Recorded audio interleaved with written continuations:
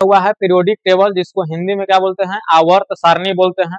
Inorganic chemistry का एक chapter है, जो कि पहला चैप्टर है क्लास 11th का, हम लोग स्टार्ट कर रहे हैं, एकदम बेसिक से हाई लेवल तक पढ़ेंगे। तो सबसे पहला टॉपिक हम लोग का इसमें है कि आवर्त सारणी अगर पढ़ते हैं तो सबसे पहले तत्व के बारे में पढ़ेंगे। तत्व को इंग्लिश से बोलते हैं एलिमेंट। तत्व के बारे में पढ़ेंगे, आखिर तत्व है क्या या तत्व किसे कहेंगे। तो हम लोग बहुत पहले यानी कि पीछे वाला क्लास में भी पढ़े होंगे कि तत्व जो होता है से एक शुद्ध पदार्थ होता है, ठीक, जिसे किसी भी भौतिक या रासायनिक विधि के द्वारा दो या दो से अधिक भिन्न गुण वाले पदार्थों में तोड़ा या विभाजित नहीं किया जा सकता है। जैसे अगर एग्जाम्पल के बात किया जाए तो hydrogen, helium, lithium, beryllium, boron, carbon, nitrogen, oxygen, fluorine, neon, sodium, magnesium, ये सब जो होता है एलिमेंट्स होता है, यानी कि तत्व होता है। लेकिन इसका सबसे सुपर परिभाषा है और एक लाइन का है, बोल सकते हैं कि वैसा पदार्थ, अब पदार्थ का है बोलेंगे तो तत्व जो होता है एक प्रकार का पदार्थ में होता है, तो वैसा पदार्थ जो केवल एक ही प्रकार के यानी कि समान प्रकार के परमाणुओं से मिलकर बने होते हैं, उसी को क्या बोलते हैं, तत्व बोलते हैं, यानी कि एलिमेंट्स बोलते हैं। तो तत्व किसे कहेंगे, तो वैसा पदार्थ जो केवल एक ही प्रकार के परमाणु से मिलकर बने होते हैं, यानी कि समान प्रकार के परमाणु से मिलकर बने होते हैं, उसे तत्व कहते हैं। तत्व में कोई अलग अलग परमाणु नहीं होता है, ठीक। जैसे अगर एक एग्जाम्पल की बात करेंगे तो बहुत सारा एग्जाम्पल हो सकता है, बहुत सारा हो सकता है, जैसे hydrogen, helium, lithium, beryllium, boron, मैंने बहुत सारा हो सकता है, सोडियम, मैग्नीशियम, जिंक, लोहा, लोहा या आयरन इसी को बोलते हैं, कॉपर, ईटीसी, ये सब क्या है, तत्व है। इसमें एक ही प्रकार के केवल परमाणु रहते हैं। जैसे अगर यहाँ पर लिखा हुआ है हाइड्रोजन, ठीक, तो केवल इसमें हाइड्रोजन का परमाणु है, कोई दूसरा तत्व का परमाणु इसमें नहीं है, इसको और हम तोड़ नहीं सकते हैं। अच्छा एक और बात, अब यहाँ को देखा कि यहाँ लिखा हुआ है He दो गो परमाणु है, तो He दो गो परमाणु नहीं है, He हीलियम है, पहला अक्षर बड़ा और दूसरा छोटा, तो छोटका समझिए कि इसी का है, दोनों साथ है, तो He मीन्स होता है हीलियम, ठीक।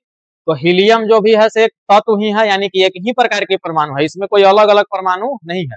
तो जितना भी तत्व होता है सब में एक ही प्रकार के परमाणु उपस्थित रहते हैं। लेकिन यही एक फॉर्मूला लिखता है H2O, जिसको जल कहते हैं, ठीक। तो इसको अगर हम तत्व कह सकते हैं तो नहीं कह सकते हैं, क्या कि इसमें देखिए हाइड्रोजन परमाणु है, एक और परमाणु आ गया, ऑक्सीजन परमाणु आ गया, तो इसमें अलग अलग परमाणु आ गया, इसको हम तोड़ भी सकते हैं, ठीक ना, दो या दो से अधिक पदार्थ में तोड़ भी सकते हैं। तो जल जो होता है से यौगिक होता है, न कि तत्व होता है। तो तत्व के बारे में सबसे पहले हम लोग जान चुके हैं कि तत्व क्या है। तो तत्व जो होता है से वैसा पदार्थ, ठीक, जो केवल एक ही प्रकार के यानी कि समान प्रकार के परमाणु से मिलकर बने होते हैं, उसे तत्व कहते हैं, ठीक। उसके बाद अगला टॉपिक देखते हैं। अगर क्वेश्चन आए कि कुल ज्ञात तत्व कितना है, कुल ज्ञात तत्व यानी कि अभी तक कितना तत्व का खोज हो चुका है, तो अभी तक 118 तत्वों का खोज हो चुका है। अभी तक कुल कितना तत्वों का खोज हुआ है, 118। अगर इसमें प्राकृतिक रूप से बात करल जाए, प्राकृतिक यानी कि नेचुरली, तो प्राकृतिक रूप से प्राप्त तत्व 94 है, ठीक। प्राकृतिक रूप से प्राप्त तत्व कितना है, 94 है। और कृत्रिम रूप से बात किया जाए तो कृत्रिम रूप से यानी कि आर्टिफिशियल तत्व कितना है, 24 है। 94 और 24 जोड़ के देखेंगे तो 118 आ जाएगा, ठीक। उसके अलावा ठीक है, प्राकृतिक 94 है, कृत्रिम 34 है, 24 है सॉरी। लेकिन इसमें पूछता है कि बताइए धातु कितना है, अधातु कितना है, उपधातु कितना है। धातु यानी कि मेटल, मेटल की संख्या कितना है, तो इसका संख्या लगभग 91 है, ठीक। अब कहीं कहीं इसका संख्या 90 भी देता है, 91 भी देता है, 92 भी दे देता है कहीं कहीं, तो खैर 91 सही है, कोई दिक्कत नहीं है। उसके बाद अगर अधातु की बात करें तो अधातु के संख्या लगभग 20 होता है, ठीक। उसके बाद एक और होता है तत्व, यानी कि तत्व तीन प्रकार के होता है, धातु, अधातु और उपधातु। उपधातु की संख्या कितनी होती है, तो 7 होती है। तो देख सकते हैं 91 और 7 कितना हो जाएगा, 98 हो जाएगा, और 98 और 20 कितना हो जाएगा, 118 हो जाएगा। यानी कि आज के बाद हम लोग याद कर लेंगे कि अभी तक कुल ज्ञात तत्व यानी कि कितना तत्व के खोज हो चुका है, तो 118 तत्व का खोज हो चुका है, ठीक। जिसमें नेचुरल रूप से यानी कि प्राकृतिक तत्व कितना है, तो 94 है। आर्टिफिशियल कितना है यानी कृत्रिम कितना है, तो 24 है। इसमें अगर मेटल्स यानी कि धातु की बात किया जाए तो लगभग 91 है। अधातु यानी कि नॉन मेटल की बात किया जाए तो कितना है, 20 है। उपधातु यानी कि मेटालॉइड की बात किया जाए तो कितना है, 7 है। ठीक, अब इसके बाद आगे हम लोग पढ़ते हैं। ठीक, अब तत्व के बारे में तो जान गए, लेकिन अब हम लोग का अगला टॉपिक है कि तत्वों का आखिर वर्गीकरण आवर्त सारणी आखिर काहे बनावल गया था, यानी कि तत्वों का वर्गीकरण क्यों किया गया था। तो अगला टॉपिक हम लोग का हो जाएगा, अगला टॉपिक हो जाएगा, क्वेश्चन टाइप के लिख देते हैं कि तत्वों का वर्गीकरण, तत्वों का वर्गीकरण क्यों किया गया, क्यों किया गया, यानी कि classification of element, classification of element, classification of element यानी कि तत्वों का वर्गीकरण आखिर क्यों किया गया, काहे करल गया। तो अब इसका मतलब हम लोग समझते हैं।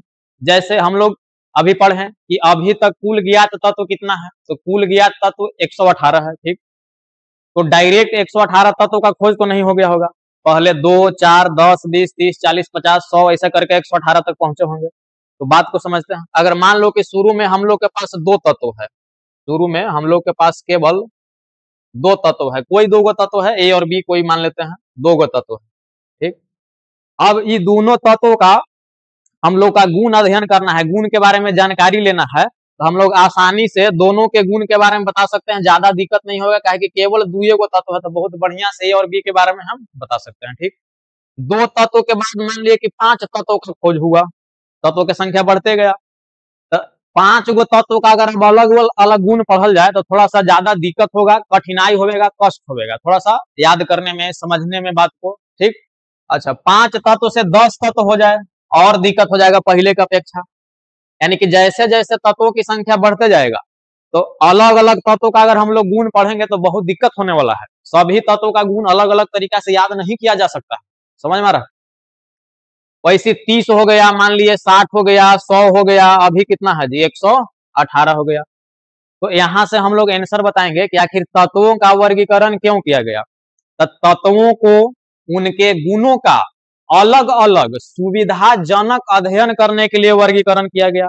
अगर तत्वों को अगर एक सीक्वेंस में वर्गीकृत नहीं करते, अगर नहीं बांटते, क्लासिफिकेशन नहीं करते हैं, तो अभी तक अगर 118 तत्व है तो 118 तत्व को अलग अलग पढ़ना रहता।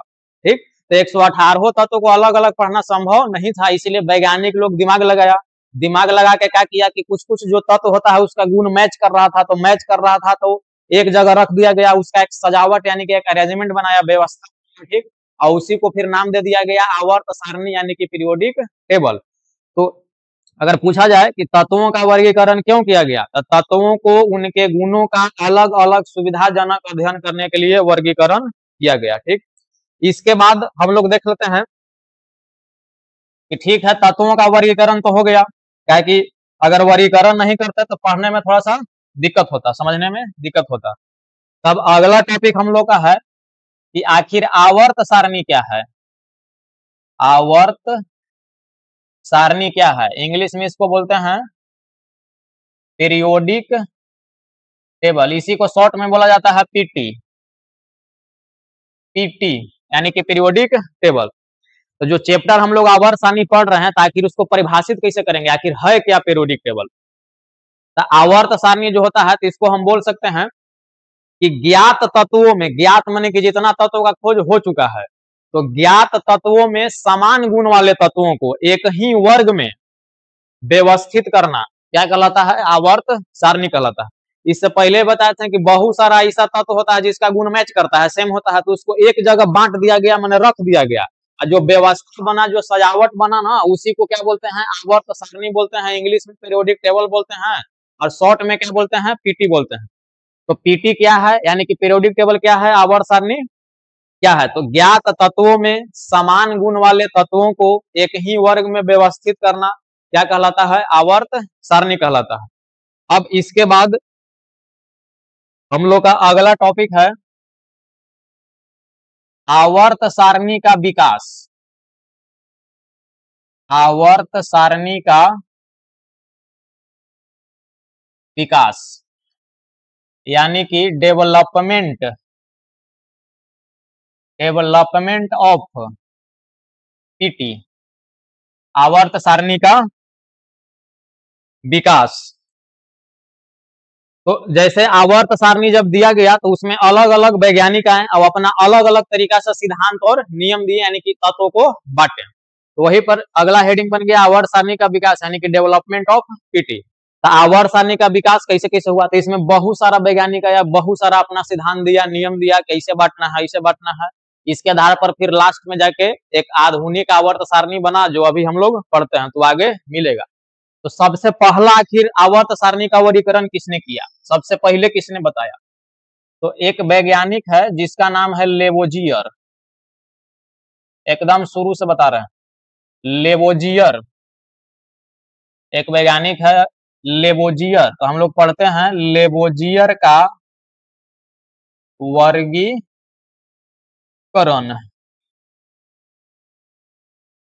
Lavoisier classification. एकदम छोटा सा वर्गीकरण है, कोई इसमें लंबा चौड़ा चीज नहीं है, कोई खास बात लगभग नहीं। तो आवर्त सारणी के विकास में सबसे पहले वैज्ञानिक कौन आए, लेवोजियर आए। ठीक, तो लेवोजियर ने तत्व को कैसे बांटा, पहला क्वेश्चन हम लोग का यही है। तो लेवोजियर ने तत्व को धातु एवं अधातु के आधार पर बांटा था। अभी बतावल गया कि तत्व तीन प्रकार के मुख्य रूप से होते हैं, धातु, अधातु और उपधातु, यानी कि मेटल, नॉन मेटल और मेटालॉइड। ये जो लेवोजियर थे तत्व को कैसे बांटे थे, अपना जब आवर्त सारणी बनाए थे तो धातु और अधातु के आधार पर बांटे थे। ठीक, यानी कि जो जो धातु था उसको चुन के एक जगह कर दिया गया और जो जो अधातु था उसको चुन के एक जगह कर दिया गया। यानी कि इनका जो वर्गीकरण था एकदम बच्चा वाला वर्गीकरण था, बहुत बेकार वर्गीकरण था, बहुत कम समय तक चला।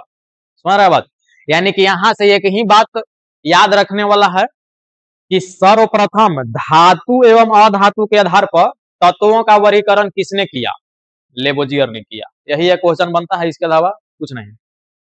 सर्वप्रथम धातु एवं अधातु के आधार पर तत्वों का वर्गीकरण किसने किया, तो लेवोजियर ने किया। किसने किया, लेवोजियर ने किया। यानी कि लेवोजियर का वर्गीकरण क्या है, तो लेवोजियर का वर्गीकरण क्या है, तो इनके अनुसार तत्वों को धातु एवं अधातु के आधार पर वर्गीकरण किया गया था। यही लेवोजियर का वर्गीकरण क्या मतलब क्या है। अब कोई पूछ सकता है कि धातु क्या है, अधातु क्या है, तो बाद का टॉपिक है, यहाँ पर जरूरत ऐसे नहीं है। बोल दे रहे हैं धातु जो होता है से इलेक्ट्रॉन त्यागता है, अब इलेक्ट्रॉन त्याग करके धन आयन बनाता है। धातु में इलेक्ट्रॉन त्यागने की क्षमता होती है, देख लेते हैं। धातु यानी कि इंग्लिश में बोलते हैं मेटल, इसमें जो होता है से इलेक्ट्रॉन त्यागने की क्षमता होती है। जैसे सोडियम, सोडियम एक धातु है जिसके अंत में अगर यम लगा रहे, जरूर नहीं कि सबे में लगा रहे, या यम लगा रहे तो धातु होता है। जैसे sodium, magnesium, aluminium, calcium, strontium, barium, radium, बहुत सारा हो सकता है। लेकिन एक और है हीलियम, तो हीलियम में यम लगा है लेकिन हीलियम अधातु है। ठीक, फिर उसके अलावा लोहा, सोना, चांदी, कॉपर, टीन, प्लेटिनम, ये सब भी धातु होता है। तो सोडियम एक धातु है, तो सोडियम धातु है, धातु का होता है इलेक्ट्रॉन का त्याग करता है। ठीक, तो सोडियम के बाह्यतम कक्षा यानी कि आउटर मोस्ट ऑर्बिट में कितने इलेक्ट्रॉन होते हैं, तो एक इलेक्ट्रॉन होता है। जैसे सोडियम का परमाणु संख्या होता है 11, इलेक्ट्रॉनिक विनाश करेंगे तो कितना हो जाएगा, 2 8 1 हो जाएगा। तो बाह्यतम कक्षा में एक इलेक्ट्रॉन है, तो एक इलेक्ट्रॉन सोडियम अगर त्याग देवे, सोडियम अगर एक इलेक्ट्रॉन त्याग देवे, माइनस में इलेक्ट्रॉन निकल रहा है, पर माइनस इलेक्ट्रॉन ऋण आवेश होता है, तो सोडियम पर हो जाता है +1, प्लस मीन्स +1। कैल्शियम, कैल्शियम अगर अपन बाह्यतम कक्षा का 2 इलेक्ट्रॉन त्याग देवे तो कैल्शियम पर हो जाएगा +2, +2 या 2 एक ही बात है। एल्युमिनियम, एल्युमिनियम अगर 3 इलेक्ट्रॉन त्याग देवे तो एल्युमिनियम Al पर क्या हो जाएगा, +3 या 3+ हो जाएगा। ठीक, उसके अलावा अधातु के बारे में देखते हैं। अधातु को इंग्लिश में क्या बोलेंगे, नॉन मेटल बोलेंगे। ठीक, जैसे क्लोरीन एक अधातु है। ठीक, तो क्लोरीन अगर एक इलेक्ट्रॉन ग्रहण करे तो Cl पर -1 हो जाएगा, ऑक्सीजन अगर 2 इलेक्ट्रॉन ग्रहण करे तो ऑक्सीजन पर -2 हो जाएगा। तो यही तो बात है, धातु जो होता है से इलेक्ट्रॉन का त्याग करके धन आयन बनाता है, अधातु जो होता है इलेक्ट्रॉन को ग्रहण करके ऋण आयन बनाता है। धातु और अधातु के आधार पर तत्वों का वर्गीकरण सबसे पहले एकदम किसने किया था? तो लेबोजियर ने किया था। ठीक, अब इसके बाद लेबोजियर का वर्गीकरण अभी बताया गया कि बहुत बेकार वर्गीकरण था, बहुत छोटा सा बच्चा वाला था, इसीलिए इनको वर्गीकरण को हटा दिया गया। ठीक, तो जब वर्गीकरण को हटा दिया गया तो इनका हम बोल सकते हैं कि दोष दोष या सीमाएं क्या होगा, इंग्लिश में बोलते हैं ड्रॉबैक्स या लिमिटेशन, ड्रॉबैक्स या लिमिटेशन, यानी कि यहीं तक सीमित रह गया या इनका दोष क्या था। तो पहला बात देखते हैं, जैसे इनका वर्गीकरण था धातु और अधातु के आधार पर। ठीक, लेकिन जैसे जैसे तत्वों की संख्या बढ़ती गई, जैसे जैसे तत्वों की संख्या बढ़ती गई, धातु और अधातु में वर्गीकरण करना भी संभव नहीं हो पाया, मैंने दिक्कत होने लगा। ठीक, पहला दोष।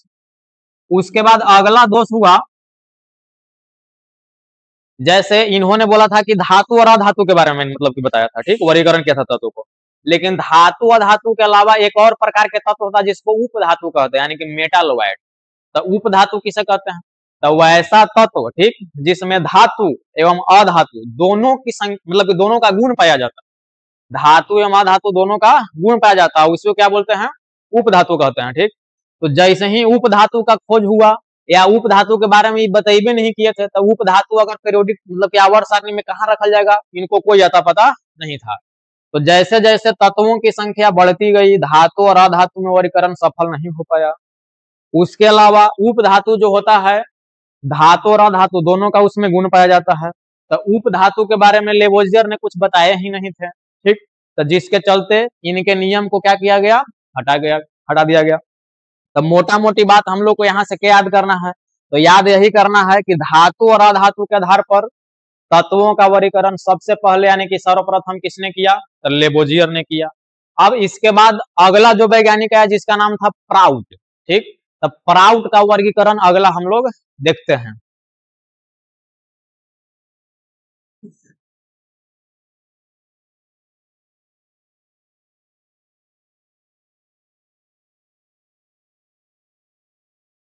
पहला हम लोग लेबोजियर पढ़े, दूसरा पढ़ते हैं प्राउट का वर्गीकरण या प्राउट की संकल्पना भी लिखा जा सकता है। संकल्पना, इंग्लिश में इसको बोल सकते हैं प्राउट हाइपोथेसिस। प्राउट हाइपोथेसिस अगर इसे देखा जाए तो 1815 ईस्वी में दिया गया था, तो यहाँ पर अभी ईस्वी सन से उतना मतलब नहीं है। ठीक, तो प्राउट की संकल्पना, जब लेवोजियर का वर्गीकरण खत्म हुआ, हटा दिया गया, अब प्राउट क्या बताएं। ठीक, तो प्राउट की संकल्पना कहो या प्राउट का वर्गीकरण कहो, बातें क्या है। इन्होंने अपना नियम या सिद्धांत या इसके बारे में कब जानकारी दिया? 1815 ईस्वी में दिया। ठीक, अब ई क्या बोले होंगे? तो ई बोले थे ना कि जितना भी तत्व होता है सब हाइड्रोजन परमाणु से मिलकर बना होता है। सोच लीजिए, लेवोजियर जब अपना आवर्त सारणी दे रहे थे, तत्वों का वर्गीकरण कर रहे थे, तो उन्होंने कैसे बांटा? धातु और अधातु के आधार पर। ठीक, उसके बाद बहुत सारा उसमें कमी रहा, जिसके चलते हटा दिया गया उनके नियम को। उसके बाद आवर्त सारणी के विकास में अगला योगदान के दिए प्राउट नामक वैज्ञानिक ने दिए। ठीक, तब प्राउट भी तो कुछ बोले होंगे, तब प्राउट कुछ अलग टाइप के ही वर्गीकरण किए, यानी कि अलग टाइप के ही बातें बोल दिए। प्राउट बोले कि जितना भी तत्व है, जितना भी तत्व का खोज हो चुका है या जितना भी तत्व उपस्थित है, उस सब तत्व में हाइड्रोजन परमाणु रहता है। अगर हाइड्रोजन है तो में तो हाइड्रोजन परमाणु है, अगर ऑक्सीजन है तो ओकरो में हाइड्रोजन परमाणु माने कि जरूर है हाइड्रोजन परमाणु से मिलकर बनल है। हम नहीं कर रहे हैं, प्राउट बोले थे। तो प्राउट का संकल्पना क्या है? तो हम लिख सकते हैं कि इनके अनुसार सभी तत्व हाइड्रोजन परमाणु से मिलकर बने होते हैं, या ऐसा कह सकते हैं कि सभी तत्वों में हाइड्रोजन परमाणु उपस्थित रहते हैं। ठीक, इन्होंने एक फॉर्मूला भी दिया था। ठीक, ये बोले थे कि अगर किसी तत्व का परमाणु भार निकालना है, किसी तत्व का परमाणु भार निकालना है, तो n गुने हाइड्रोजन का n गुने हाइड्रोजन का परमाणु भार, एक फॉर्मूला दिए थे जी। कौन दिए थे? तो प्राउट दिए थे। यानी कि कोई भी तत्व का परमाणु भार निकालना है, ठीक, तो क्या करेंगे, n से गुना कर देंगे किसमें? हाइड्रोजन का परमाणु भार में। जहां n क्या है? तो n बराबर है हाइड्रोजन की संख्या। n क्या है? तो n बराबर है हाइड्रोजन की संख्या। यानी हाइड्रोजन की संख्या 1 हो सकता है, 2 हो सकता है, 3 हो सकता है, डॉट डॉट आगे हो सकता है, ठीक। हाइड्रोजन का परमाणु भार कितना होता है? तो पता होना चाहिए। हाइड्रोजन का परमाणु भार कितना होता है? 1 होता है। ऐसा अगर समस्थानिक के बात किया जाए तो हाइड्रोजन का 3 समस्थानिक होते हैं। पहले समस्थानिक का परमाणु भार 1 होता है, दूसरे का 2 होता है और तीसरे का 3 होता है। तो ऐसे तो हाइड्रोजन का परमाणु भार 1 भी हो सकता है, 2 भी हो सकता है, 3 भी हो सकता है, लेकिन समस्थानिक का बात करेंगे तब ऐसे यहाँ से याद करेंगे कि हाइड्रोजन का परमाणु भार कितना होता है? 1 होता है। अच्छा, तो कोई भी तत्व का परमाणु भार अगर हमारा निकालना है, ठीक, तो n क्या है? हाइड्रोजन की संख्या है। तो प्राउट बोले थे कि कोई भी तत्व है वो हाइड्रोजन से मिलकर बनले रहेगा, तो ओकरा में हाइड्रोजन की संख्या कितना है और हाइड्रोजन के परमाणु भार 1 से गुना कर देंगे। अच्छा, यहाँ से एक और बात बढ़िया चीज आता है कि अगर ई फार्मूला का अगर हम लोग यूज करते हैं प्राउट के नियम के अनुसार, तो जो तत्व का जो परमाणु भार आता है वो हमेशा पूर्णांक में आएगा, यानी कि पूरा पूरा अंक में आएगा, भिन्न में, दशमलव में ऐसा नहीं आ सकता है, ठीक। जैसे देख सकते हैं कोई भी तत्व का अगर परमाणु भार रहेगा इस फार्मूला के अनुसार तो n मतलब 1 2 3 4 5 6 7 जो भी रहे, और हाइड्रोजन का परमाणु भार भी 1 है, तो कोई भी संख्या लेके गुना करेंगे तो उसका परमाणु भार यानी कि तत्व का परमाणु भार कितना आएगा? 1 2 3 4 5 6 7 8 मतलब पूर्णांक आएगा, ठीक। अब बात है कि इनका भी नियम बहुत दिन तक नहीं चला, इनका तो और बेकार नियम था, ठीक। तो इनका भी दोष या सीमाएं होगा, दोष या सीमाएं, यानी कि ड्रॉबैक या लिमिटेशन क्या है? तो पहला दोष इनका यही है, इन्होंने क्या बोला था?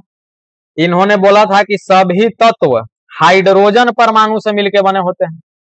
इन्होंने क्या बोला था? कि सभी तत्व हाइड्रोजन परमाणु से मिलकर बने होते हैं, लेकिन ऐसा नहीं है, गलत बात था। सभी तत्व हाइड्रोजन परमाणु से मिलकर नहीं बने होते हैं, तो पहला दोष हो गया, ठीक।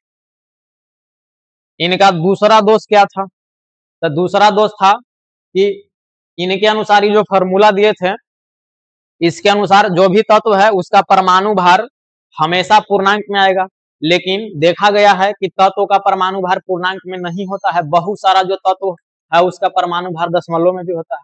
जैसे कुछ देख भी सकते हैं, जैसे देख भी सकते हैं क्लोरीन, तो क्लोरीन का परमाणु भार कितना होता है?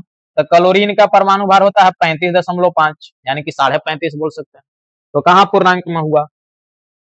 और भी बहुत सारा हो सकता है, स्ट्रोंसियम SR, स्ट्रोंसियम SR, स्ट्रोंसियम का द्रव्यमान लगभग होता है 87.5, ठीक।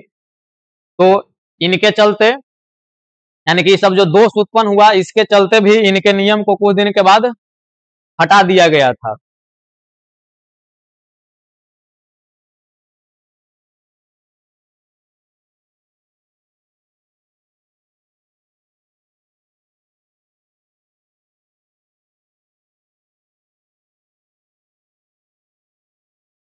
अब